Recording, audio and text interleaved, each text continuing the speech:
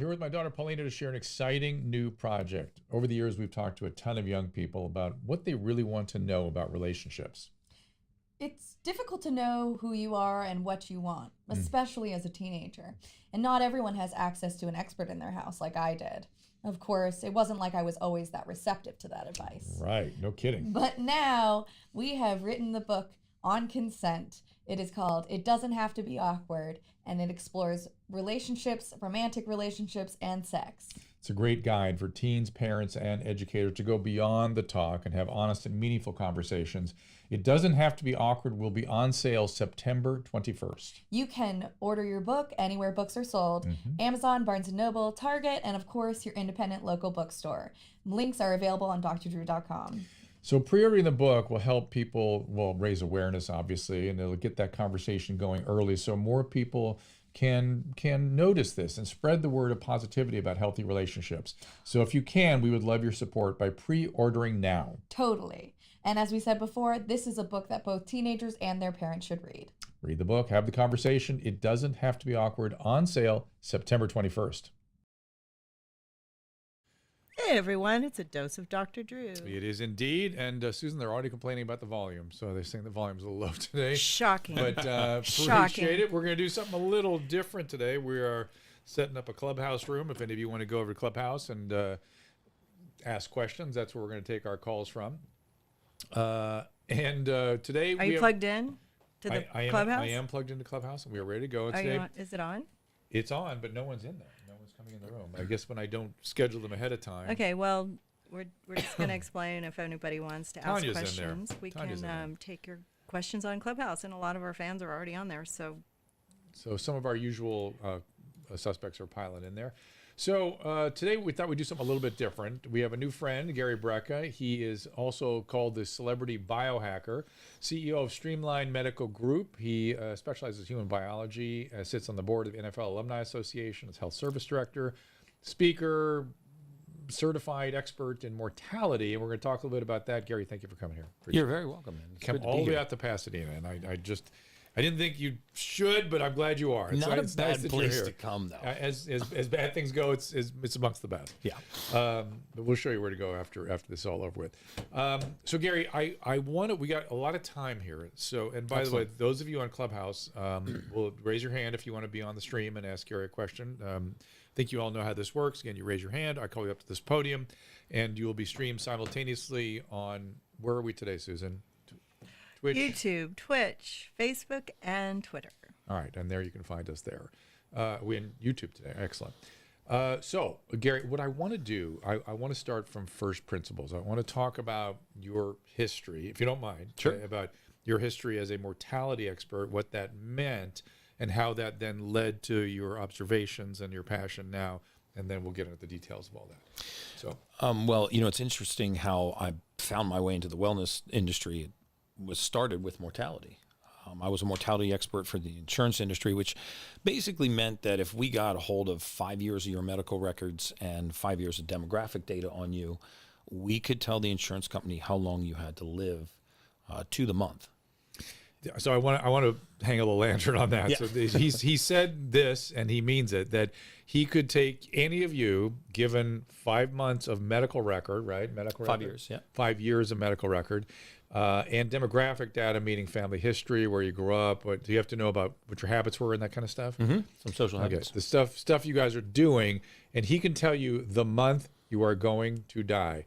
And I'm sure a lot of people go, what? How do you know that you're accurate with that? Tell them how the insurance company react to that and why you know that it was true. Well, if you think about the number of financial services instruments that are actually based on death, right? Life insurance is the obvious one, but annuities, reverse mortgages, all of these financial services instruments are based upon how much longer you have left on this earth. Right. And so if you're an insurance company and you're about to bind risk on somebody's life, $5 million or $10 million worth of risk, you don't really care where that person is on an actuarial curve. What you care about is, when is that person specifically going to pass away? I mean, how long of a bet am I making here? And as draconian as that sounds, it's a very common part of this space, and it's been going on for centuries. It's centuries. Centuries. Did they used to be very good at it, or where did this discipline start? No, actually, the Supreme Court outlawed wagering because it used to be in the early 1900s that you could actually take out a life insurance policy on somebody that you didn't even know. Wow. Yes, now they require you to have an insurable interest in that life. Wow. So you could just insure the life of a random person, and then if that person happened to meet their demise, you would get paid. So you can understand how that would just Crazy. not be in the And public if they interest. happen to fall off a cliff or something, oops! I wonder how that happened. Oh my goodness! Imagine, Imagine those shortly after I took this policy right, out. it's crazy. And but interestingly, so we had to have a starting point, and working our way through the federal court system to become a certified expert witness in federal court and build these mortality models. What we decided was that it's easy if you have advanced age or pathology or disease, or you have a lot of pharmaceuticals in someone's bloodstream, or they're taking a lot of pharmaceuticals. But what if you have a relatively healthy 30-year-old male or female? Right. And let's drill quick on because it looks like the easy case is, let's take a 74-year-old with lung cancer. Right. Right. So you look at a Kaplan-Meier curve, right, which is these curves that we speaking of draconian curves, we have curves in cancer treatment. We just say, here's what you got. I mean, this curve is never wrong. And you take an average on that curve for the insurance system, or you would take an average on that curve if they had a specific mortality, like if they had other comorbid features, comorbidities, or if they had something reaction to chemotherapy, or if their surgery didn't go well. Would you factor all that in and start reducing? We would factor all those things in, but it really came down to something really, really simple. Okay. If I was to boil down 22 years of mortality research, mortality experience, and mortality modeling down to a single sentence, it would be this: that the absence of oxygen is the presence of disease. Right. And so we know that every human being leaves this world the same way. Right? The definition of death is hypoxia, lack of oxygen to the brain. So if we know that lack of oxygen to the brain is the result of death, it results in death, and that we all die of lack of oxygen to the brain, then why don't we start there and work our way backwards? Now you did that with some other people simultaneously, right? You guys sat in a room and sort of tried to figure this out. Tell them about that if you can. So we had anesthesiologists, we had actuaries, we had mathematicians, we had what were called probabilistic modeling experts, people that were mathematical experts at. And who had pulled this group together?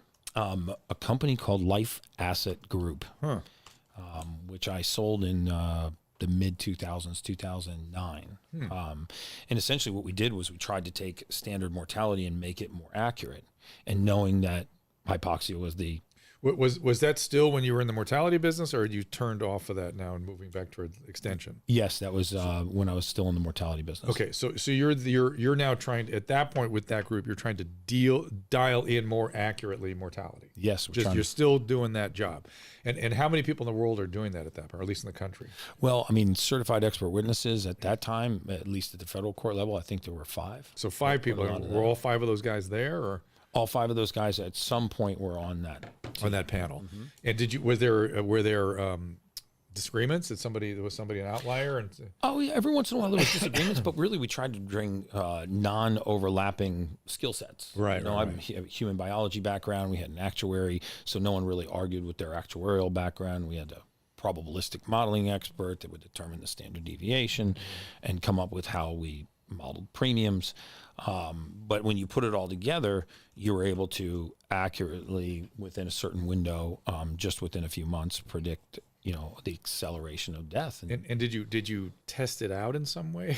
Well, it sounds even more draconian when you start thinking about it that way. But. Well, we didn't test it out, but we were able to track, the mortality predictions and say, okay, well, this one, some of those predictions now are 12 years old and they're coming at 12 years and 3 months, 12 years and 4 months, 12 years and 2.5 months. So you started seeing them come in when you predicted them. We started to see them come in when, as we predicted them.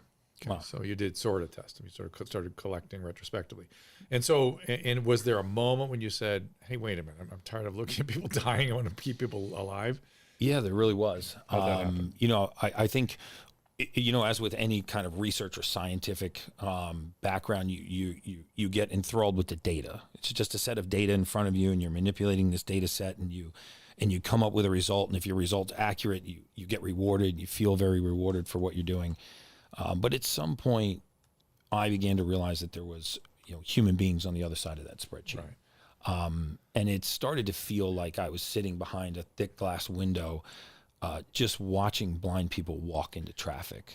Was it, in other words, you knew what was happening, you saw modifiable risk factors, and you weren't involved in doing it? Exactly. Yeah. I mean, we saw that's a great term, modifiable risk factors. Yeah. In fact, I'm going to write that down, and it's going to become a part of my vernacular now. But I saw modifiable risk factors, and really what we realized was over and over and over again, not only was death preventable, we could extend someone's lifespan, but we could substantially improve their health span. Mm-hmm. And the majority of the major impacts on mortality and the major impacts on the reduction in the quality and the enjoyment of life didn't have to do with major disease etiological pathways. It didn't have to do with complicated science. They were very simple missing raw materials in that person's body that were causing them to function, but not optimally. For most people. For almost all of the predictions that we did, we found modifiable risk factors. I'll give you a few of them. For example, we found that the three biggest pillars that impacted the length of someone's time on Earth and their health span were their hormone balance, their blood sugar control, and nutrient deficiencies, certain deficiencies in raw material. You see, the body performs really important functions and wards off disease and pathology and grows and thrives, but it needs raw material. Mm-hmm. And all too often when we're missing raw material, we call that pathology and disease. It's almost like if I asked you to make me a chocolate chip cookie, but I didn't give you brown sugar and I didn't give you chocolate chips. Mm-hmm. Well, there's nothing wrong with you. It's just that you lack the raw material to complete the task. Mm-hmm. The human body's no different. When it's trying to complete certain tasks like achieve an elevated emotional state, achieve a balanced mood, achieve deep delta wave of sleep, deep sleep, mm-hmm. A response to exercise, waking energy, cognitive function. There are certain raw materials that are absolutely necessary for those functions to perform. And when they're missing, we jump very quickly to pathology and disease. So, for example, we know, based on a Harvard study, 2016 Harvard study, that the third leading cause of death in America is modern medicine's misdiagnosis.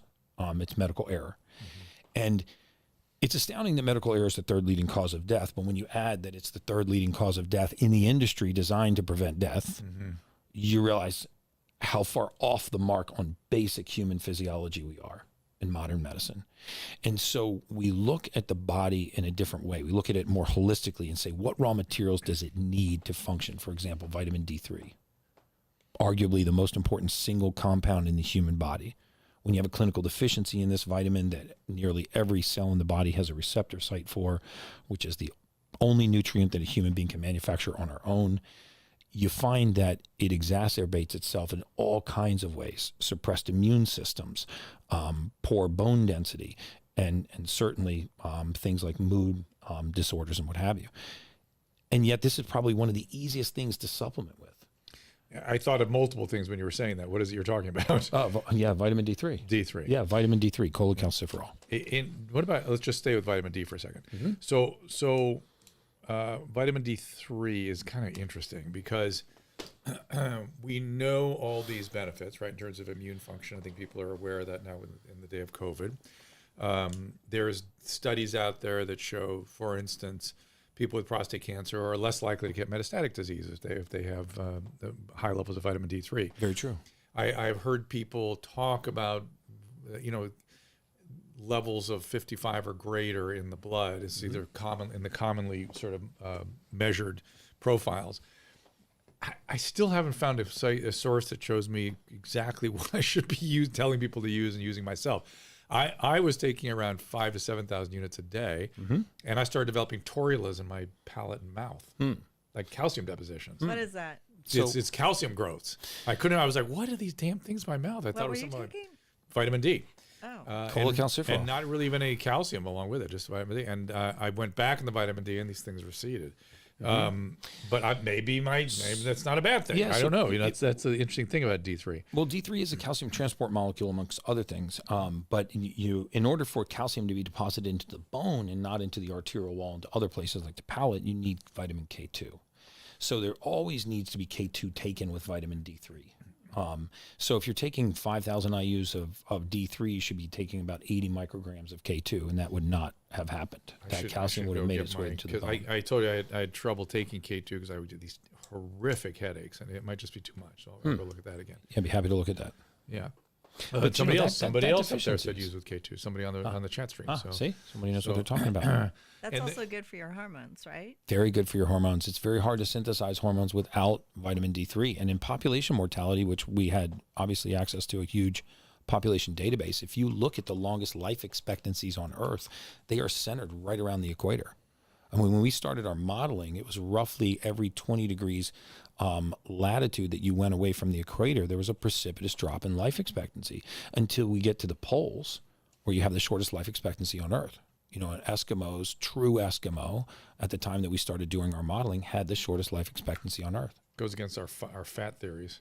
Don't they have a lot of fat in those areas? Yes, they have a lot of fat and not a lot of sunlight. Gary and I are, well, the other thing we'll turn over the cards on, that Gary and I are simpatico on the deleterious effects of insulin. And so both of us are on either keto or at least significantly carbohydrate restricted diets. No question. How long have you been on that? I have been in a state of ketosis now for going on 3 years. Yeah, I've been doing more it than 36 4 months. years myself. Yeah. I have trouble staying in ketosis, but I don't have any trouble staying off the carbohydrates, which is clearly the issue for me. Yes, and I get a lot of flack from the bro science community about carbohydrates, but you know, I always say that, you know, there's essential fatty acids, right? They're an essential, meaning they're necessary for life, and there are essential amino acids. There are 9 of them that are essential for life. There's 2 fatty acids that are essential for life. There is no such thing as an essential carbohydrate. Right. And I am not at all advocating that everybody be on a keto diet, nor that you need to go out and wipe out all the carbohydrate in your diet, but just so that we start from a scientific standpoint, there is no such thing as an essential carbohydrate. And I'm of the opinion that, you know, dietary recommendations that are sweeping are concerning. I agree with you. I don't know, you know, my history is we clearly have a mixed hyperlipidemia in my family related to metabolic syndrome. I've been on and my dad had horrific vascular disease, mostly large vessel, strangely, so it's a very special physiology.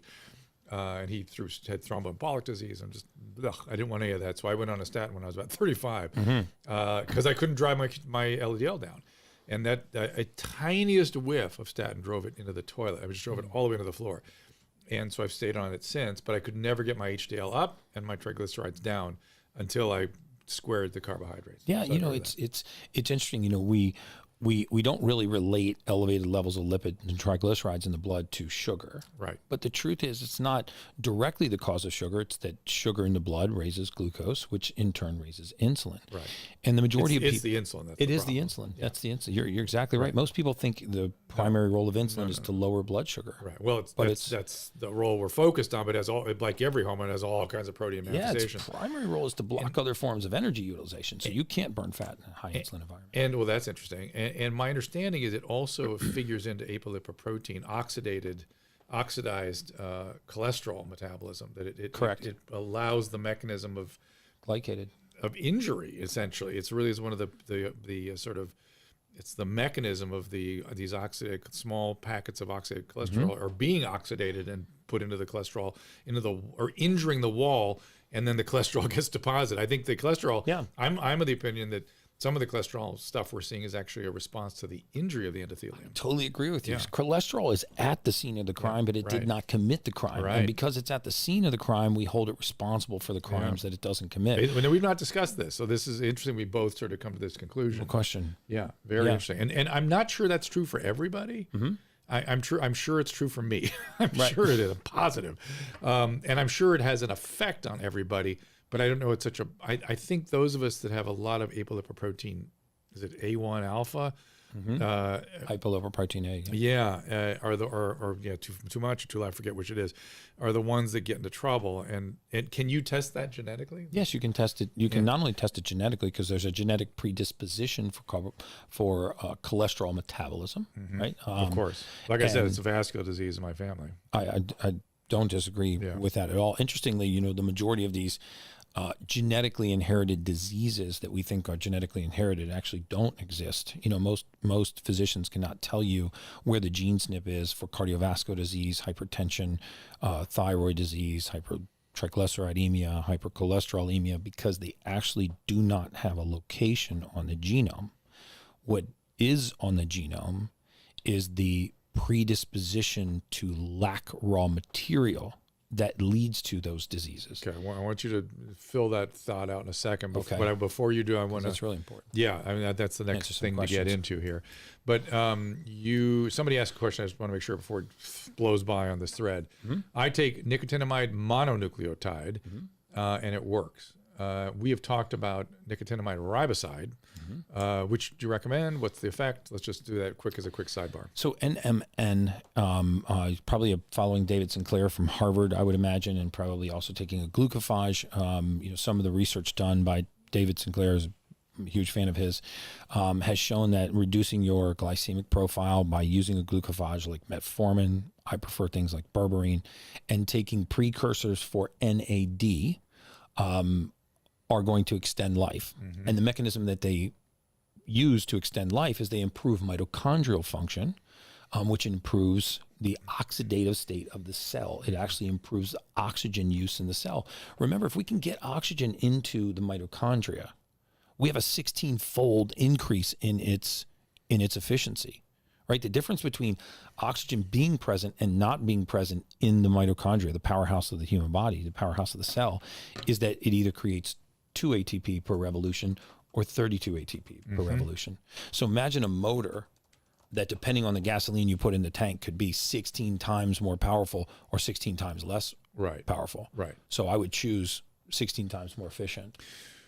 Does it? Well, I got so many questions now. We're getting into so many stuff, so many things. I love this stuff. I get to talk about this stuff all day. And my fiance back there is laughing because she's like, he's eating somebody else's face. He likes to eat face. I eat her face every night with science. And I appreciate the people that are watching and listening, and people on Clubhouse that are getting into this, because it's different than what we normally do. And so we wanted to really indulge this today. I guess the question would be, which is there a better nicotinamide NR versus MNN? I mean, the best way to raise levels of NAD is to actually infuse NAD. So if you can do a vitamin infusion of NAD plus, the non-reduced version, then do that. And then secondly, NMN. NMN is the next best. NMN is the next best, and nicotinamide riboside. Because can you take both NMN and NR? Yes, you can, because your body will only synthesize the amount that's needed. I'm gonna have to buy some NMN, because I'm a big NAD. I'm a big. I don't know this. I don't feel like the story is fully fleshed out, but I'm in. It is. I'm into. I mean, Yeah. I do weekly NAD IVs, in addition to cold therapies and breath work and what have you. I think it's some of the most important things and easiest things that are extraordinarily affordable because they're free. That we can do every day just to not just bolster our metabolism, but rid our body of disease. Because, earlier I said the presence of oxygen is the absence of disease. The converse is true too. The absence of oxygen is the presence. Right. And the oxidative reduction state of the cell probably has something to do with the aging of the cell. I mean, almost certainly. Oh, there's no question. Right. I mean, aging in cells is directly correlated to NAD levels, but it's accelerated by lack of oxygen. I mean, you take oxygen out of the cellular environment, you accelerate all forms of disease. That's just a fact. Say that again. When you take oxygen out of the cell, when you deprive a cell of oxygen, or reduce the oxidative state of the cell, you accelerate all forms of disease. We know that all forms of cancer have two things in common. Their origins begin in a hypoxic environment. In fact, it uses hypoxia to turn the body's defense mechanisms on itself. It actually solicits or elicits angiogenesis by creating a low oxygen environment. And then secondly, reducing oxygen powers down the mitochondria. So a cell can't get through its checklist. It can't eliminate waste, detoxify, repair, or regenerate because it doesn't have the cellular energy in order to do so. So the slope of your hypoxic curve, meaning how quickly you are becoming deprived of oxygen, is how quickly we would accelerate your mortality. So everything that we do now in the wellness space is designed to improve oxygen transport in the body. Why not do red cell packing or do high O2, high pressure O2 every week or something? So you're talking about blood doping, right? Basically what they stripped 7 Tour de France medals away from Lance Armstrong for. Yep. You can naturally blood dope, right? So what is blood doping? It's artificially increasing the carrier of oxygen. So how is oxygen transported around the body? Red cells. A little bit is dissolved in the blood, but most of it is RBC. That is true. So the red blood cell has a fluid inside of it called hemoglobin. Yeah. It's actually in that fluid that oxygen is transported. Yeah. So if I want to increase your capacity to transport oxygen, I would increase your red blood cell count and increase your hemoglobin. So the question is, how do you do that? You have to have balanced hormones because, we've long since, take testosterone, for example. It's been vilified by modern medicine for decades as being the cause of cardiovascular disease and prostate cancer and venothrombotic events and stroke. But the truth is, deficient levels of testosterone take pressure off of the bone marrow to produce red blood cells. The primary role of testosterone is actually to put pressure on the bone marrow to create new red blood cells. So if you are deficient in the hormone testosterone, in almost every case, you will be deficient in red blood cell and hemoglobin. And if you're deficient in red blood cell and hemoglobin, you're low on oxygen. Right. If you're low on oxygen, you're significantly your tissues are low on oxygen. Yes, susceptible to disease. Somebody asked a quick question. Can I take K2 with the blood thinner Xarelto? You can take a form of K2, natural K2. If you go to my at Gary Brecka, I talk about the difference in K2 by milligram dissolved and the different types of K2 that interfere with blood thinners and the ones that don't interfere with blood thinners. Perfect. It's not just a straight up kind of yes or no answer. Let me take a quick question. We've got a lot more territory to go through, but I'm trying to mix in other stuff. Russ, let's get you up to the podium here. There you go. Hey, Russ, what's going on? Hey, guys. You were actually just talking about what I had a question about. There was... I had looked at Dr. Brecka's website, and it was talking about hormone therapy. So I was curious about the relationship between hormones and oxygenation and how those two work together. But that's exactly what y'all were just discussing, I believe. It's fun. And let me just say, too, I guess I would call myself a big fan of hormone therapies and stabilizing hormone balance and whatnot.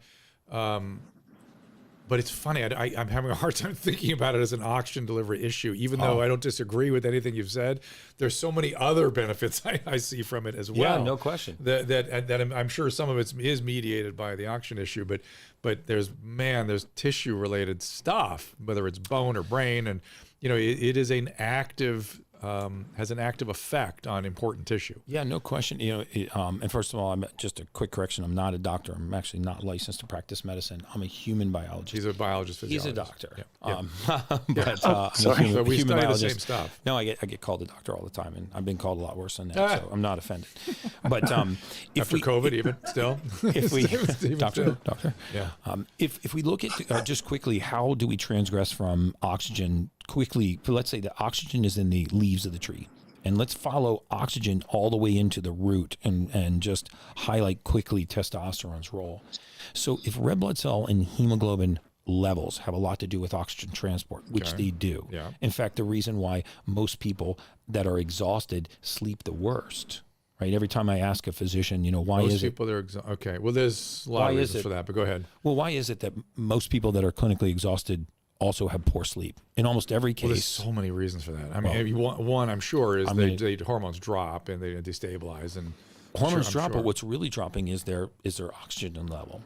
At night, so for sure. If we think about what happens when we respire at night, we respire more shallowly at night. If our blood's already poor, they have excess deep sleep, and the excess deep sleep can be even sleep apnea many times. Yes, because the brain doesn't like to let you achieve a deep delta wave of sleep if you are suffocating, right? So as we respire more shallowly and get into that deep delta wave of sleep, the blood oxygen level drops. The brain will force the pulsation of cortisol to wake you up. So most people that are exhausted look like a bouncing rubber ball going down the hallway when they sleep. And then they go to the doctor and they say, hey, doc, I can't sleep. And they take some zolpidem nitrate, some Ambien, some diazepam, whatever it is. Yes. And then they wake up the next day and they go, gosh, I hate taking that stuff because, the Tylenol PM is still in my system the next morning, but that's not true. You're only feeling the effects of having suffocated for 6 hours. You're not feeling the lingering effects from medication. You're feeling the lingering effects of having suffocated for 6 hours because what you've done is you've blindfolded your brain's defense mechanism. So if you raise the level of red blood cell and hemoglobin in the blood, and you raise the transport of oxygen in your body, you'll be able to respire shallowly and achieve deep delta wave of sleep. When you wake, you'll have more energy. So if we look at the bone marrow's production of red blood cell, that is highly influenced by the hormone testosterone. Raising testosterone is absolutely correlated to a direct rise in red blood cell and hemoglobin. Great information on the 2018 Journal of American Urology clinical guidelines for testosterone. Yeah, quote that specifically because I looked at that article and it really is quite encyclopedic. Yeah, it's the 2018 Journal of American Urology testosterone guidelines. Scroll down to number 13 where it says counseling for testosterone deficient patients, and you'll just be blown away by their recommendation for what a physician should tell a patient who's deficient on testosterone. It's almost like a billboard for testosterone therapy. And Russ, the one thing I worry about is when physicians start prescribing testosterone who really aren't super well trained in it. And one of the things I'm always concerned about is that low testosterone can be a symptom and not a diagnosis. And so make sure they're looking around. If you have low testosterone, somebody's got to be able to tell you what the diagnosis is, what the circumstance that's causing it, right? Primary hypogonadism, secondary hypogonadism. A lot of times it's...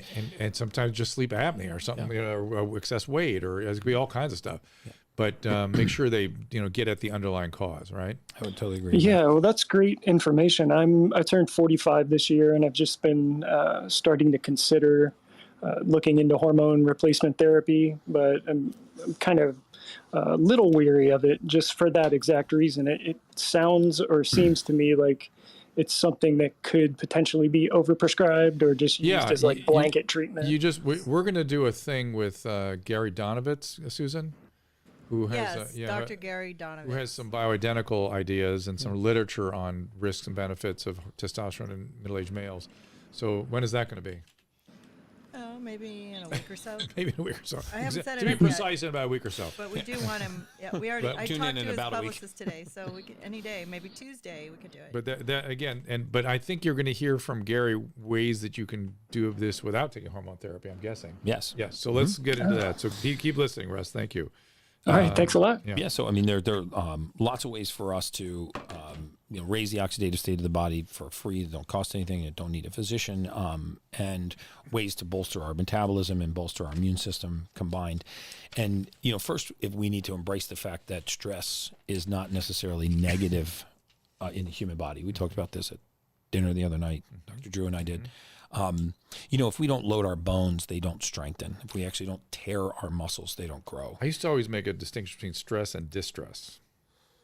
Distress. I like that. Yeah, because stress is good. Stress is good. Distress is where you're paralyzed and you can't do anything and it just accumulates. And that's actually, I'm going to borrow that too. Go ahead. Getting a lot of good Give us a point. vernacular here that I'm going to start to weave. But, when we don't challenge our immune system, it weakens. So one of the things that I encourage everyone to do in the morning before they even start their day is breathe. Apply a physical stress, and if you can, also apply a thermal stress. And by breathe, I choose a breathing method that's called Wim Hof. He's a massively well-known, Yeah, breathing expert, the I'd Iceman. be surprised if most people who are listening don't know Yeah. Wim Hof. So. But he has an 8-minute techniques, very easy, 3 rounds of 30 breaths, a specific way that they breathe. That's also on my Instagram. I do it every few days and teach people how to do that. And by raising and changing the oxygen tension in our tissue, we not only elevate our mood, heighten our emotional state, improve our cognitive function, but we also are making the ground less fertile for disease. And then if you combine that with a physical stress, and if you only have 20 or 30 minutes, let me just promise you, I've read all of the published literature and research, weight-bearing exercise beats cardiovascular exercise, high-intensity cardiovascular training, hands down. If you have time for both, do both. If you only have time for one and you're healthy and can exercise with weights, Do the weights. the preference is weight-bearing exercise.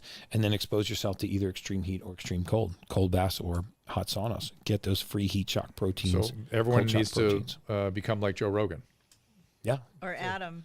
or Adam. But Rogan has gone crazy with it. He's like spends like an hour in the sauna and then 20 minutes in the freezing bath. So, and stuff. once you get addicted to it, you get addicted to it. I mean, I was yesterday, I walked across the street. We're staying here at the West Hollywood Edition Hotel, and I walked across the street to a little liquor store and picked up 40 pounds of ice and walked it back, dumped it in my tub, and took a Sheesh. cold bath. See, Susan, it's not just me. Oh my God. Yeah. You got to build that stairway in the back so I can get down to the cold pool. Yeah, it works. Drew, I'm trying. Drew wants to get a wetsuit though, so he can go in the ocean. Oh yeah, for the winter time. That's for the winter They time. say if you want to end depression, push somebody in a cold pool. That's right. That's right. I don't know if that works. You're Yeah, a yeah. therapist. I don't know if that works. Yeah, well, it certainly raises. Listen, I've seen shock therapies of many type correct depressions. Wow. I've seen. I worked in a psychiatric hospital for 30 years that was like a museum of psychiatry. I mean, I saw lots of stuff I wasn't happy about, all sorts of psychosurgeries, singulotomies and lobotomies and all kinds of bullshit. Really? And- The modern day, they still do lobotomies? No. I thought that was like in middle of- No. I was the internist, so I got to take care of the 75-year-olds who'd had lobotomies 40 years I was ago, gonna say, and it was a wow. freaking mess. I was not happy with it at all. But I also saw dialysis for schizophrenia, and I saw insulin shock therapy, cold shock therapy, parainfluenza shock therapy, and electric shock therapy for depression. And I had a couple of patients with severe depression developed septic shock from various infections and things. And when they came out, their mood was elevated. So it's that extreme, probably cortisol surge or God knows what other, endorphins are going up during hypotensive episodes that, shock corrects depression. Interesting. We looked at a lot of psychiatric diseases and mental diseases and conditions of mental health because they would exacerbate mortality. Oh, yeah. We know now that sitting is the new smoking, right? So sedentary lifestyle is the leading cause of mortality across all forms of disease. It's literally become the new smoking. But we would also look at something called methylation, which is how the body, through its genetic predisposition, takes materials from their non-usable form and converts it to its usable form. So, for example, we knew that people that were quote unquote had an addictive personality or had suffered with addiction, and I know that I'm creeping into an area that you are clearly a subject matter expert on. But very often we would look at the raw material that was used to manufacture the neurotransmitters that would fight an addictive state, right? I mean, I could see it more. Well, I'm all for that. I the way I look at it is two things. There's sort of two versions of it. One is if somebody's got evolving disease and hasn't really thrown the switch on it yet, very helpful. If they've thrown the switch and they're trying to stay sober, how do you help them regulate? It's really about regulating. And I'm up for I'm looking at magnets. I'm looking at all kinds of things to help make recovery possible. right. And so what kind of stuff did you use? Well, what we realized was that the absence of dopamine very often was the presence of addiction. And since dopamine itself is really difficult to measure, we have a tendency to measure a lot of the precursors, things like L-tyrosine, phenylalanine, which are raw materials that are methylated into the neurotransmitter dopamine. But we assume that if we have adequate levels of L-tyrosine, phenylalanine, that we have adequate levels of dopamine, and that's not true. We can look at a genetic predisposition to be incapable of taking these raw materials and methylating them into the form the body can use. So in other words, we pull crude oil out of the ground, but we can't put crude oil straight into our gas tank, right? It has to be refined into gasoline. If you don't Is this refine COMT? Is that what we're looking at? it's COMT is the catechol O-methyltransferase, and that's actually highly responsible for degrading neurotransmitters, right? So we create thought, but we also degrade thought. In fact, a lot of ADD, ADHD type behavior is almost attention overload disorder more than it's attention deficit disorder. True. Right? Yep. Because the body is creating so many thoughts, people are having so many conversations at the same time that they now can't pay attention. But if they were having a singular conversation, they'd be fine. Or I've noticed it's that, and it's switching. They can't switch from one thing to another. They get stuck and they can't get their attention over here. That's another piece of it. I always use the analogy that if you were sitting in a movie theater by yourself with a stage in front of you, thoughts are like actors walking to the edge of that stage and engaging you in a dialogue. When the conversation's over, they should exit the stage. The reason why they exit the stage is because your genes code something called COMT, you're right to bring that up. They code for the degradation of that thought. So you're finished that thought, and now the person exits, and the next thought comes up. But what if you couldn't degrade that thought and it just stayed there?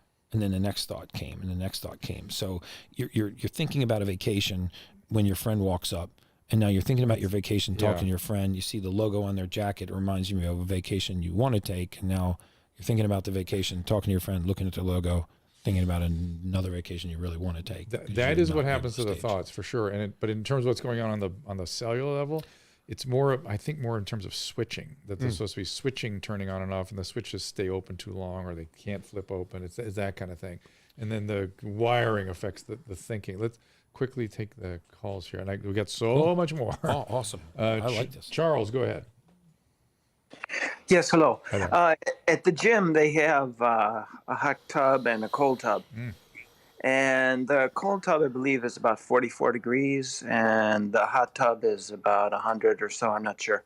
And anyway, what times do you recommend going in the cold, and for how long, and how deep? Okay, good question. I see some people go up to their nipples or thereabouts, and some people go up to their necks. What would Wim Hof say? Wim Hof would definitely say go up to your neck. He goes under. Yeah, and He splash goes- water, at least go under just once to solicit that pineal response. But cold water immersion is something you want to take slowly, right? I mean, get used to it slowly. You want to get used to it slowly. But once you, I'm just curious if this is what you're saying. Let's say I master it, like I can do it pretty easily. Do you still want me to go in slowly because you don't want too much of a shock to the system? Is that what Yes, you you're want to saying? get in slowly. So the best thing to do is to do breath work, what's Yeah. called box breathing, 4 seconds in, hold for 4 seconds, 4 seconds out, hold for 4 seconds. So they call that box breathing, 4 seconds in, hold for 4 seconds, 4 seconds out, hold for 4 seconds. Get in the water while you have a full lung full of air. As you're easing down into the cold water, let the air out so that you don't hyperventilate and begin to shiver. Hold your breath at the bottom and then slowly breathe in. The thing to do to get used to cold water immersion is to control your breathing. You will not be able to control the shiver or the impetus to get out. So you want to control your breathing so you're focused actually on getting How long do you want air people to in stay and in? out. Minimum of 6 minutes. That's and I hard. want That's you to hard. work, Way harder than you imagine. want to work your way up to 20 minutes. Woo. 6 minutes up to your neck. You can put your feet out and you can hold your Is our hands mutual out. friend so you keep Brian your feet making it out. that long? No, Brian is not making it that long. Brian, funny. I hope you're not listening, That's but really I don't funny. think he's making it that long. He bailed on the ocean. Because he was in bragging Laguna about the Beach, cold drops. So I thought, 6 Well, I mean, minutes is a long time. Listen, think about this. Everybody talks about the immune response and heightened, elevated emotional state, mood changes, that sort of thing. But understand that calorie is a measure of heat. Right. So a calorie is actually a measure of heat. So when the heat is leaving the body, guess what's leaving the body? Calories. Yep. So if a calorie is a measure of heat and water is 29 times more thermogenic than air, then that means that water will pull heat out of the body at 29 times the rate. The bottom line is, you want to get ripped, get in cold water. I promise you, it will strip fat off of your body at an alarming rate. Alarming. An alarming rate, A lot of really. I people mean, like everything that you've done to remove fat from your body, diet, exercise, meditation, intermittent fasting, nothing comes close to cold water immersion. It will absolutely rip heat out of your body and strip the white fat, helping it transition to brown fat, but it will also strip fat off your body. So we should be taking both the nicotinamide mono, And MN. NMN, and okay, I'm And immediately going to do that. Yes, and I prefer that you take that with a glucophage, meaning like, Dr. Sinclair recommends Yeah, I know metformin. the I like, metformin. Metformin is a crazy drug. I like berberine. The root berberine. Berberine, Much safer. does something. Well, metformin is very safe. It's just it really drops blood sugar, and if you're already on a low carb diet, I'm not sure that that's the right way. There's data. I've done interviews before with people with really good data on longevity and metformin, and decrease oncogenesis, or even helping the immune system combat cancer with metformin. Oh, yeah. So it's an interesting drug, and certainly that whole category is interesting. Hang on, I've got a bunch of questions right in that zone. Ah, shoot. Well, dropping the glycemic profile it's not only it's not only pro-inflammation, meaning or anti-inflammation. Yeah. It's also it reduces the amount of deuterium in the water that our bodies make, and it's hard for some people to get their arms around the fact that as a human being, we actually make about 100 gallons of water every day.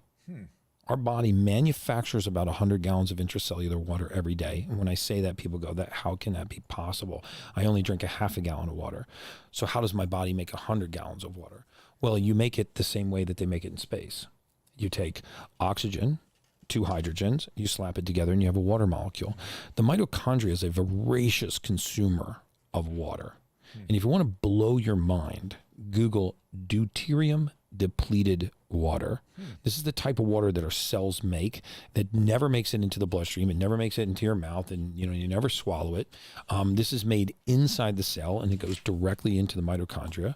And as inflammation rises, something called deuterium rises and breaks apart the Krebs cycle inside the mitochondria.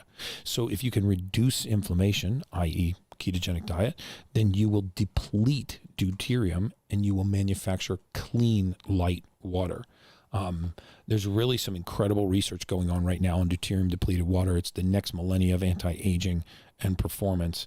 You can actually drink deuterium depleted water, but by lowering inflammation, we have our bodies manufacture it ourselves. Heavy hydrogen, deuterium. Heavy hydrogen, yep. So let's go to genetic testing. Googled it right away. I love this guy. He's so curious. He had to know right now. Yeah. Well, because I was thinking it's because I'm I not know gonna wait. there's so many different forms of water flying around. Water is a complicated topic, biochemically, because there's a lot of H3O flying around. There's a lot of HO flying around, and then and I'm trying to figure out where the deuterium fits into ozone. All of them are getting to the same exact place. They're trying to get more oxygen into the cell, and deuterium is light water. Right, it's the hydrogens are balanced, and when you add an extra neutron to one of the hydrogens, it gets about 1,000 times bigger. When the mitochondria takes that water molecule in, it breaks. Right. So telomeres. Telomeres. Anything to say about that? Yeah, a lot of ink spilled on it. Yeah, so telomeres themselves are just a secondary measure of longevity, right? You can think of a telomere, I almost think of it like the little plastic tip of a shoelace, right? So it keeps the shoelace from fraying. So as that plastic tip gets shorter and shorter and shorter, eventually it will fray. As our telomeres lengthen, then the amount of time that chromosome has left will lengthen. So a lot of longevity research is aimed at lengthening the telomere. But even though you can't directly lengthen telomere, you can do things biophysiologically that lengthen telomeres. You can reduce inflammation. You can reduce the presence of deuterium. You can take flavonoids. You can take resveratrol, have been shown to clinically slow or even reverse the aging process at an intracellular level. And then the marker of telomeres is the marker that says, hey, this is working, right? There's nothing we can do to actually go in and physically lengthen a telomere, but it's a secondary measure of how. It's an epiphenomenon. How long we're going to live. Genetic testing. I mentioned something about my own biology, and you said, I bet you're A based on genetic testing. Talk to us about that. So this is an area that I've decided to dedicate the balance of my adult lifetime to. By the way, there's somebody saying Gary's the GOAT, greatest of all time. Oh, that's awesome. Nice. I paid a few people to go. I've never Sage just text that well, in there. maybe your fiance put that in there, but I've never seen that on my thread before. So good for you. It's my son. Thank you, son. No, I don't know who that was, but that's Max Holt. It is Max Holt. Yeah. Max Holt. That's Is awesome. that- Does a lot of Gary's videos. And Oh yeah, Getting stuff videographer. up online. Hey Max, he's thank you. awesome. So what was I talking about? Oh, genetic testing. testing. Oh, this is like you guys are really singing my tune. So you may want to like dim the lights and prepare for the long haul. But Yeah, I've just you and I have not talked about this at all, so I'm interested in where we're going to go with it. So I go ahead. really decided to dedicate the balance of my adult lifetime to this because the majority of genetic disease that we know of today, in my opinion, does not exist. Meaning we tie genetically inherited or familial diseases we potentials, to the genome, right? but we cannot say which gene in the genome it comes from, which means, in my opinion, that it doesn't exist. The Brax gene, for example, is a predisposition for breast cancer for women. So if a physician were to say, hey, I'm treating this patient for their predisposition to breast cancer because they have this gene, I would say, great job. But when we say, well, they've inherited thyroid disease or they've inherited hypertension. Right. Okay, well, what gene did they inherit that gave them hypertension? And the truth is, the majority of the time, what we are inheriting is a lack of raw material. We are not inheriting disease. We are inheriting the lack of raw material. Okay. So, for example, MTHFR, this is the most common gene mutation in the world. I'm not going to tell you what the nickname is for this gene, but if you write it down, you can. I know, I'm aware of it. Kind of see it. Yeah. And by the way, if you Google it, when please, I first heard it, I was like, well, it's a joke, right? Yeah, right. But if you Google it, make sure you capitalize it, or you will what's find it called yourself. again? MTHFR. Oh, The MTHFR gene. Mother effer. And the mother effer effer gene. And you put it in capital letters. So about that's easy to remember.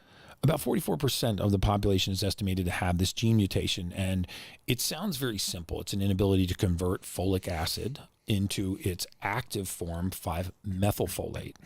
But it's a much bigger deal than you think, because folic acid is the most prevalent nutrient in the human diet. In fact, in 1992, the U.S. federal government decided, or 93, that all our grain supply needed to be sprayed with folic acid. All grains, all white flour, all white rice, all white bread, white pasta is all treated with folic acid before we serve it to the public. We call it enriched or fortified. And we're told that folic acid, for example, in pregnant women prevents neural tube defects. That's not true. Folic acid has to be converted into 5-methylfolate in order to prevent a neural tube defect. So what if a mother that's pregnant takes elevated amounts of folic acid, but she can't convert folic acid into 5-methylfolate? What if she has this MTHFR gene mutation, like the majority of the population, not like 44% of the population has, and can't convert folic acid, and it skyrockets in her bloodstream, and she has a deficiency in 5-methylfolate? Would this leads to postpartum depression, which is why the majority of postpartum depression can be tied directly to the prenatal vitamin. Most women, when their pregnancy is over, they stop taking a prenatal vitamin and the symptoms will subside. And so they'll blame it on the pregnancy, not on the vitamin. So far, I'm unaware of any clinical research directly relating hormone levels that are normal during pregnancy to depression or postpartum depression. But you can directly correlate MTHFR with postpartum depression. Interesting. And so, this is true in anxiety too. When you talk to people that have suffered for a lifetime from anxiety, that can't point to the trigger for anxiety, that don't respond to anti-anxiety medications, this is because they have elevated levels of homocysteine in their blood, secondary to this gene mutation. And most families where anxiety or depression runs in the family, they have a deficiency in these raw materials. they have a genetic predisposition to lack raw material. So what raw material would you lack if you had MTHFR? You would lack the refined version of folic acid. You would lack 5-methylfolate. And if you don't have this, methylation is almost like a sandbag pass, right? So I take the sandbag off the truck, I pass it to the next guy. He grabs it from my hand, passes it to the next guy, and so on. Every one of us has a job to reduce that sandbag while we're holding it before we pass it. If one person steps out of that line, the chain breaks right there. And so you have all kinds of issues, gut issues. A lot of times people that suffer from anxiety also have strange gut issues. They think that they have allergies, but often I'll talk to them and say, if you're allergic to something, what are you allergic to? And they go, oh, wheat, gluten, dairy, soy, corn. I go, well, let me ask you something. Do you ever have an instance where you can eat wheat and not have a reaction? And they'll say, yes. I go, okay, well, then you're not allergic to wheat. Because allergies are consistent.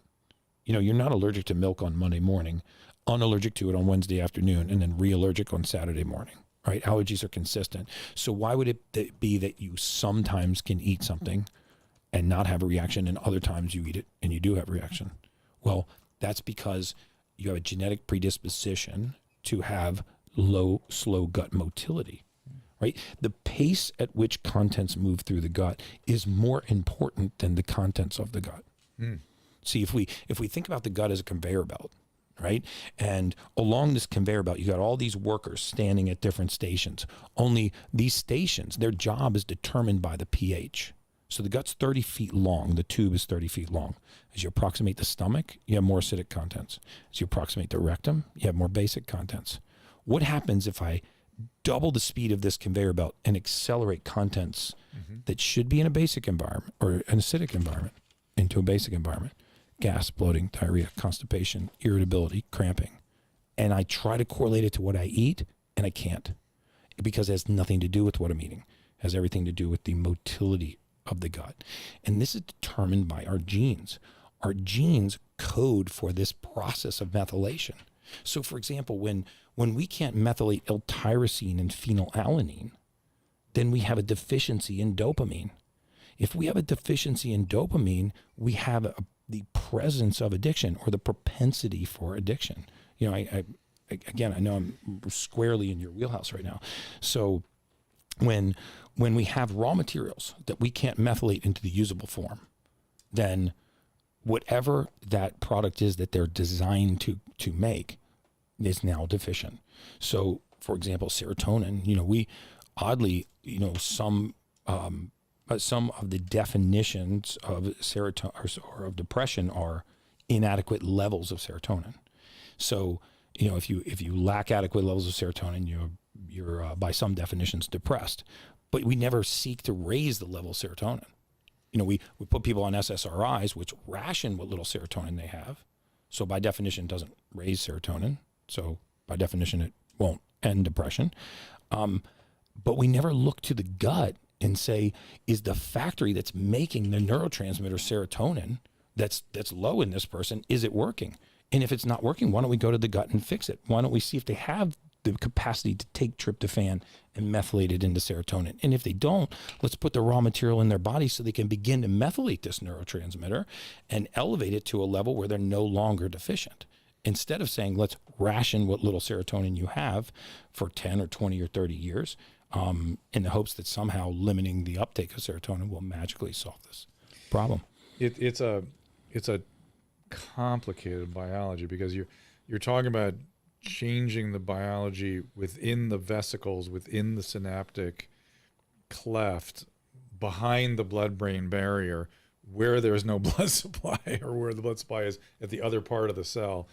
Those are hard things to do, to change those chemistries. Well, no question. But one of the ways that we do change those chemistries is by raising the availability of the raw material. If you're clinically deficient in serotonin, then you're going to exacerbate all of the symptoms that follow low serotonin.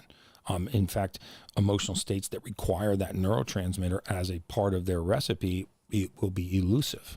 Very often people have a difficult time sustaining elevated emotional states. Right. Well, partially because they lack oxygen, but also partially because they lack the raw material, the neurotransmitter makeup to experience elevated emotional states. So if we can at least elevate the presence of those raw materials, you're on your way to helping that person at least have the raw material to experience. I want to make sure I've heard you about it's elevated homocysteine if you have MTHFR, right? Mm-hmm. And how do you reduce that? How do you bring that down? So homocysteine is reduced Mixes in there. by B vitamins into something called L-methionine. And then L-methionine goes up to the brain and helps COMT, catechol-O-methyltransferase, quiet the mind. So you add B vitamins, the entire suite of B vitamins, pyridoxine, riboflavin, thiamine, niacin, pantothenic acid. You add this. Any special doses or anything? Or? Most multivitamin formulas are adequate for single dose B vitamin for MTHFR deficiency. And you want to make sure that you use a form of B vitamin called methylcobalamin. If you see the word cyanocobalamin, which is in a lot of energy drinks like Celsius energy drinks, Monster energy drinks, you want to turn and run. This is a cyanide-based, hydrogen cyanide-based B12. If you really want to blow your mind, type in the word cyanocobalamin, C-Y-A-N-O, I knew you would do it right now, C-Y-A-N-O, C-O-B-A-L-A-M-I-N. Get ready to just have your mind blown. And put a space and put PubChem, P-U-B-C-H-E-M. So we're going to go to the National Library of Medicine at the National Institute of Health, and we're going to look at this raw material. PubMed or PubChem? PubChem, Pub-C-H-E-M. Cyanocobalamin space PubChem. Click on that right there. Okay, so what we're going to do is we're going to go to the National Library of Medicine at the National Institute of Health, and we're going to look at this vitamin cyanocobalamin, which, by the way, is the most common form of B12 in the world. It's in all children's vitamins, Flintstone vitamins, Centrum vitamins. Scroll down to section 5.3. It's pretty far down. And look at component compounds, section 5.3. It's going to take you a second. There you go. 5.3. There we go. Okay.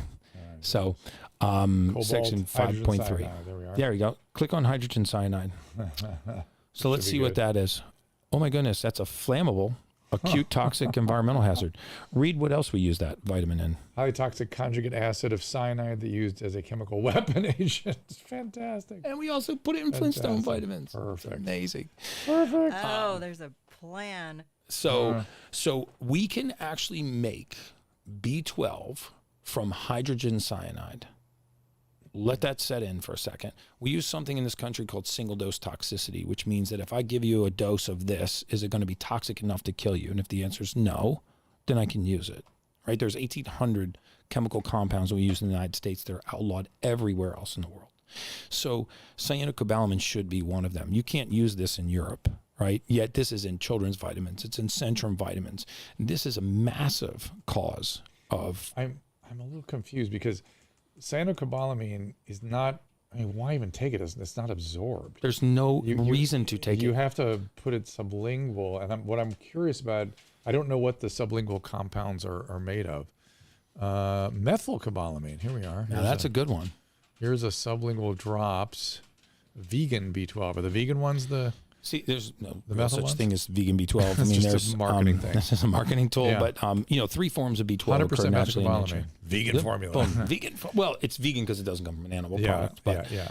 but methylcobalamin, along with hydroxycobalamin and adenosylcobalamin, occur naturally in nature. Our body loves these. Cyanocobalamin is a cyanide-based B12 that we make, believe it or not, from human sewage. And we used to... Oh, that sounds great. I knew you would love I'm getting this right now. Here's methylcobalamin. 2,500? That seems like a lot. Yeah, that is a Is lot. that too much? That's a lot. I would look at about 1,000 micrograms. So this is a B12 Mine's a microgram. vitamin? This is micrograms. Yeah, though. micrograms. I mean. So think about this. I'll take a right? half. I'll take a You half. invite the useful thing that the cell wants is the B12 is the cobalt metal. Yeah. Okay, so B12 is a metal. By the way, not all metals in the body are bad. Zinc, magnesium, B12, these are all metals, right? They're light metals. We need them. So when you put the cobalamin or the cobalt metal into the body, we call it cobalamin. So we need that inside the cell. The question is, what is carrying it into the cell? Right. Who brought it over? I always use the analogy that you invite 2 dinner guests over, right? And they both bring you a gift, right? They both bring you the cobalt metal. Hey, thank you. But one of the guests, methylcobalamin, on the way out, takes out your trash. The other guest steals all your stuff. There we go. Like goes into your drawer, takes your watches, your jewelry, your silverware. The one to take out my trash I just ordered. The one that you take out takes out the trash is methylcobalamin. Cyano is a thief. I used. They'll I never steal know all how Are much you to ordering throw. from me too? Yes, I am. It just so happens that I am. How'd you know? You don't have any problems like this. This I know, isn't but your it thing. sounds like I could change my life. All right. I mean, it could change your life. we're gonna take the swab, right? And Think find about out what this we're for a missing. second. Just- Is that how the Yes, swab? we're Okay, gonna so take a- explain the swab, Drew. It's right in It's front right of here. you. Okay. So this will change your life. This is gonna change my So, life. yeah, that's going to change your life. All right. This little One of your cheap biggest fans on here was talking about it. It sounds pretty convincing. swab. Yeah. So basically, you take this. You want to do it right here? If you want. Oh, wow. Okay. Let's just do it right here. You would do my test? See, Well, I then you can just use I it love after this me. guy. Like I had a roommate in college. You know, you put his hand out, you put something in, and he'd say, "I'm sorry, I keep watching myself over there." Well, you look damn good. And he would just And he would just take throw it in his mouth, and So you then put- he you would put- ask you what it was afterwards. He puts LSD or MDMA or something. Right. Yeah. Bend over, Drew. His name is Corey There we Stonker. go. All I'm right, ready. All right, 1, 2, 3, 4, 5, 6, 7, 8, 9, 10. There we go. Thank you for not putting that up my nose, which I normally am getting swabbed these days. And we do one more, I've just done for 100 good of those. measure. I'm gonna have you lean in so I do this one on the camera. I was off camera for that one. And then basically what we're doing, Same Yes. cheek, doesn't matter. we'll do the opposite one, just in case. Let's stay on the camera. All right, ready? 1, 2, 3, 4, 5. That was the same cheek. That's All all right. right. 9, 10. It's not that big a We're deal. just getting some endothelial cells. We got them. We'll send that into the lab in a couple days. We'll look at the 5 of the actionable genes in the human body, and find out where the deficiencies lie. And then the good news is you can supplement to fix those, right? I mean, you There can. were some people that you have supplemented on my stream here who are saying they feel like they see things clearer. They feel like the lights are on. They have all kinds of interesting sort of observations about how they're feeling. Yeah, no, it's incredible how, I have so many people that come into the clinic, and after they get a genetic test done and they start supplementing, and these are supplements, by the way, that contain ingredients that are already in your bloodstream. So we're not putting anything into your bloodstream that's not already there. But they'll just say, "Gary, I feel amazing," and I remind them, you don't really feel amazing, you feel normal. We're launching this movement called the 10X Health System with Grant Cardone and his organization to really touch the face of humanity by really trying to find what raw materials are missing in the human body and replacing those raw materials so that we can go about being healthy and functioning optimally on our own. It's about as little outside influence as possible. And Is it possible, based on my understanding of humans, that aging is somehow helping not deplete things, but making this?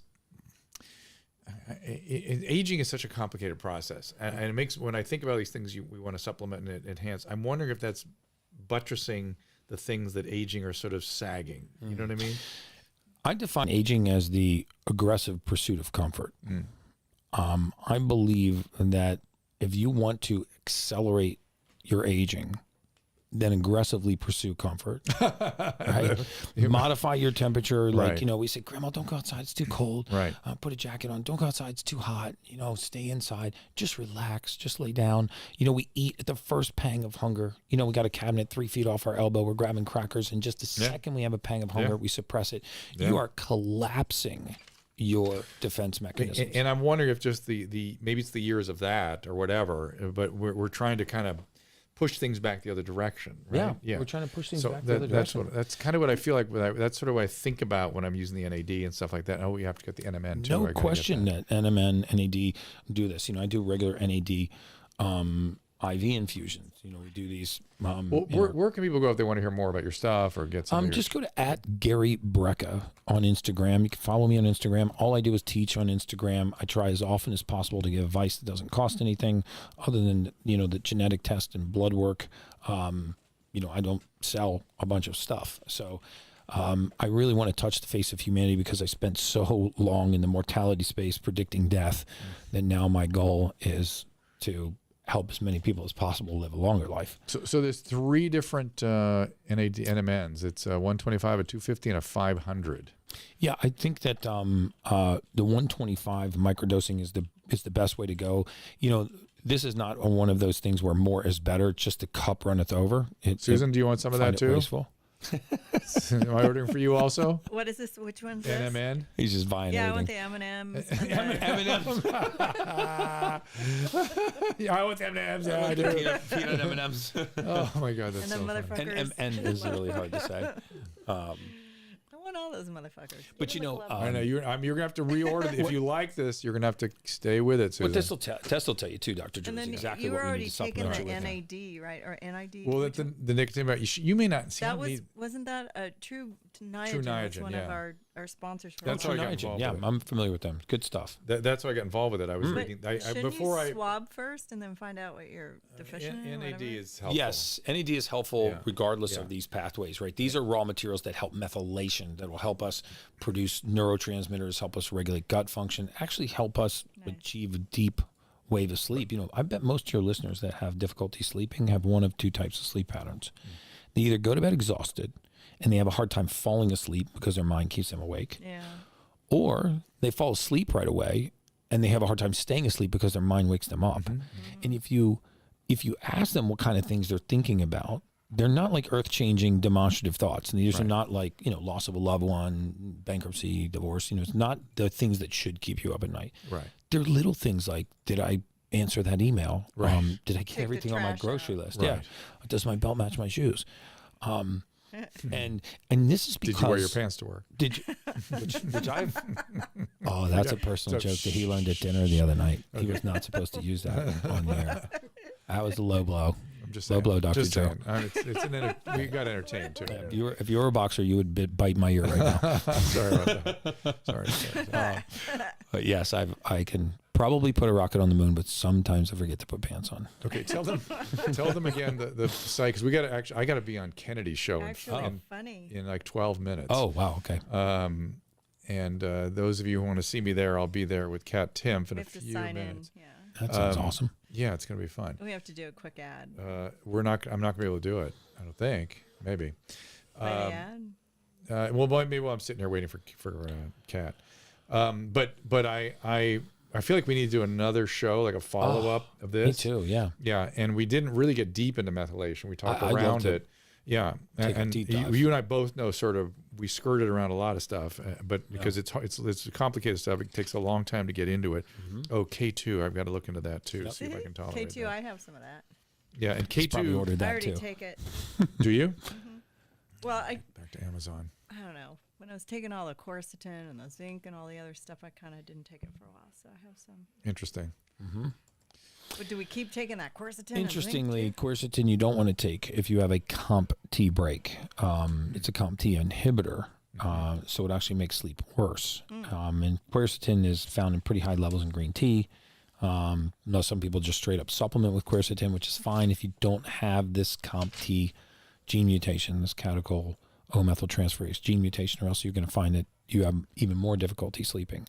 How much K2 did you say? 180? 80 micrograms. See, most of it's per 100. But 80 to 100 is fine. Most 80 of to it's 100 100 is what I had micrograms trouble with. per 5,000.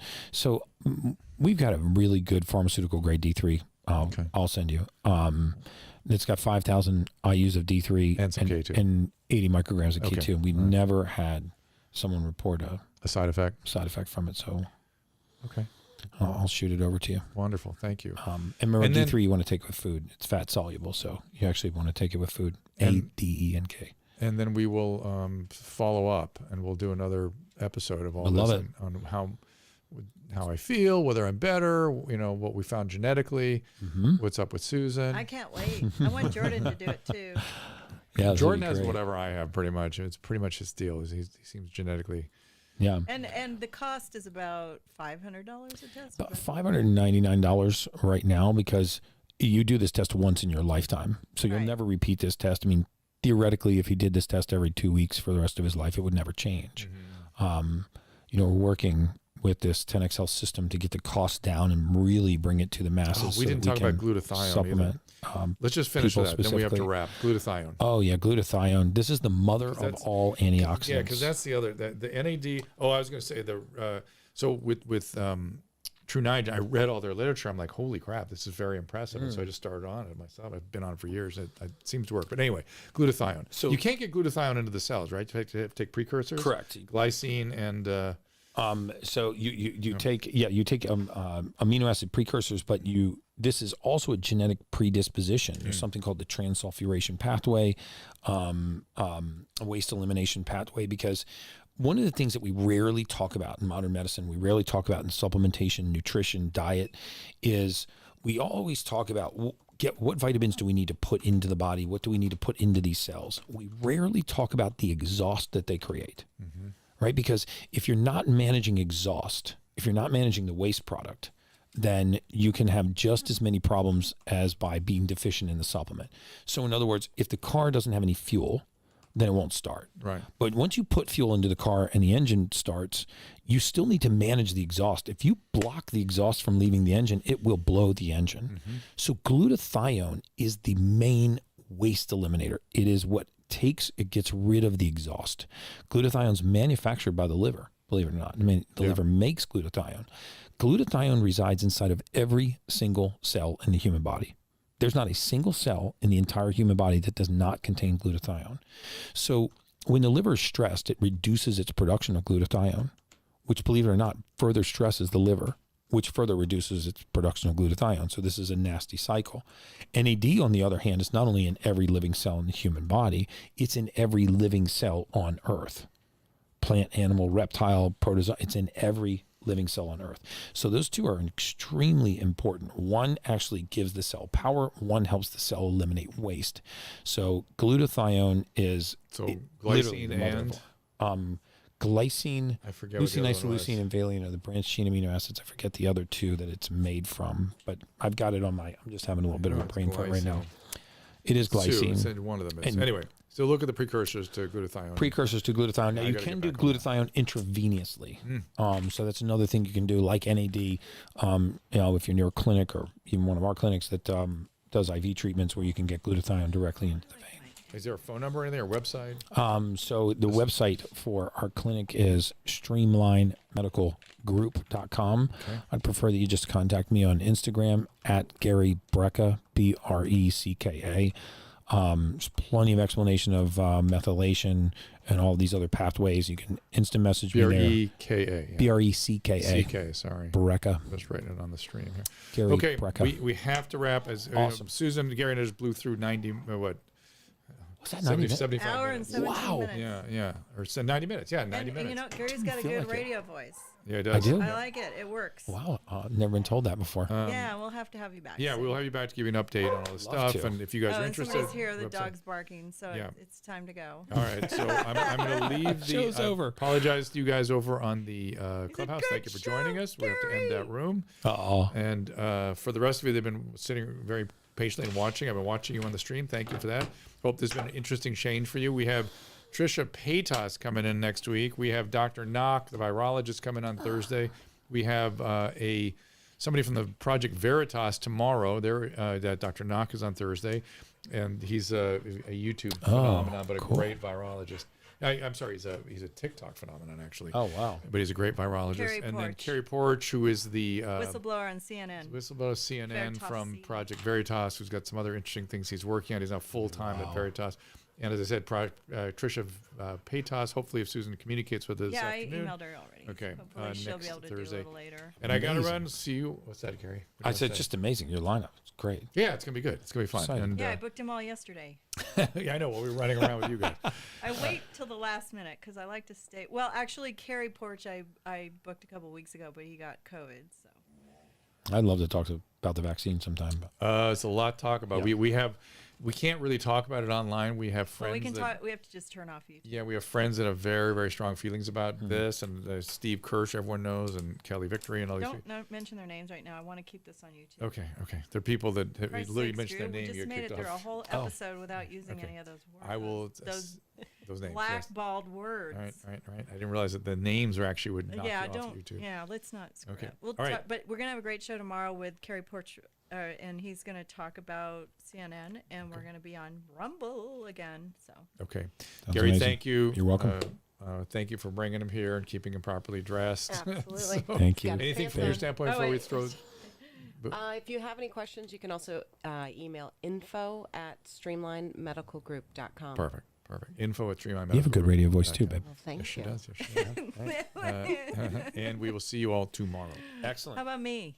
What? You have a great voice. Yeah, you always said it. Well, you're in radio, so Anyone who's kind of like watched me over cheating. the years knows that I'm obsessed with Hydrolyte. In my opinion, the best oral rehydration product on the market. I literally use it every day. My family uses it. When I had COVID, I'm telling you, Hydrolyte contributed to my recovery, kept me hydrated.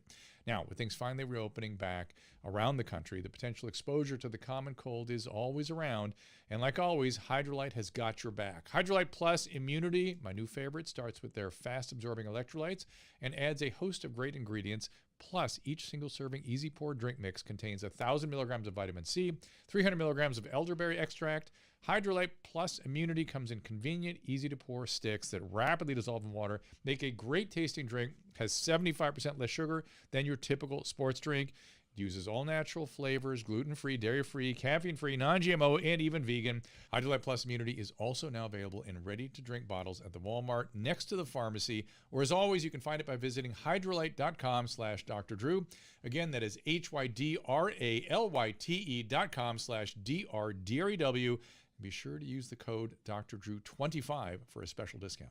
I want to give a shout out to our good friends at Blue Mics. If you've heard my voice on this show any time over the past year, including right now, you've been listening to Blue microphones. And let me tell you, after more than 30 years in broadcasting, I don't think I have ever sounded better. But you don't need to be a pro or have a fancy studio to benefit from a quality mic. You may not realize it, but if you've been working from home or using Zoom to chat with friends, you probably spend a lot of time in front of a microphone. So why not sound your best? Whether you're doing video conferencing, podcasting, recording music, or hosting a talk show, Blue has you covered. From the USB series that plugs right into your computer to XLR professional mics like the Mouse or the Blueberry we use in the studio right now. Bottom line, there's a Blue microphone to fit your budget and need. I can't say enough about Blue mics, and once you try one, you will never go back. Trust me. To take your audio to the next level, go to drdrew.com/blue. That is drdrew.com/BLUE.